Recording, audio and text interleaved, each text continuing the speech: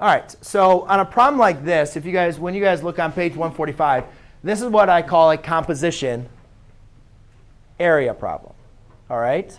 So Blake, what we need to notice is we're not dealing with one figure. We're not dealing with a circle, just a triangle, just a rectangle, just a parallelogram. We're dealing with two different figures, right? And when you're dealing with two different areas of figures, you need to understand, do I need to add the areas, or do I need to subtract the areas?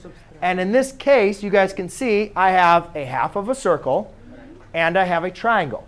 And if I add the area of the half the circle and of the triangle, then I found the area of this figure, correct? So the first thing you need to do is identify, am I adding or subtracting my areas? And then the second thing you want to do is be able to identify, OK, what are the formulas that I need? So we have a circle. Here's my circle, right? And a lot of times what I'll do is redraw the figures. Redraw them separately. Forget about having them all in one. You know you have to find the area of a circle, so let's redraw them. All right? Now, this is only half a circle, though, right? So if I know area of a circle equals pi r squared, but we're going to find half of that, correct? OK. So I'm going to multiply that by 1/2, because I only want half of the area of the circle. I don't want the whole area of the circle, right? Yeah. Then for the triangle, I know the area of a triangle equals 1/2 base times height. OK? So now let's go and determine. So this says 3 feet. So here's your center. So this would be 3 feet. Zach, do you remember, what does this length in a circle represent? Height. Yeah, it represents a height. But in a circle, we represent the distance from one edge of a circle to the other edge of a circle as the diameter, right? But to find the formula, we don't need diameter. We need to use the radius. So how does the radius relate to the diameter? It's half of it. So half of 3 is 1.5. So the area of this circle is going to be pi times 1.5 squared times 1/2. All right? So then you have to take Damon's calculator. Everybody has to use Damon's calculator.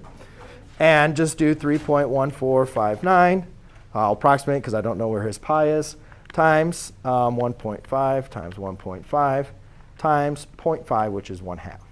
And I get 3.593. And what does it say to round anything on this one? Round to the nearest tenth. So the area of this area equals 3.5391375. Again, I'm not going to round until the very, very end. All right?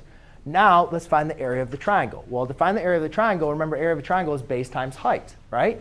Well, we know that this distance is 3 feet. This distance is 7 feet. So when I'm looking at this, Angel, what represents the base of this triangle? The bottom. So what would you represent would be the bottom of the triangle? Which length? 3 feet or 7 feet? 3 feet. So then if I lift it up, then Sierra, then the height would be? Well, if the base is 3 feet, that means I could take this triangle and sit it on the base of 3 feet. The height of the triangle would be 7. So therefore, area equals 1/2 3 times 7.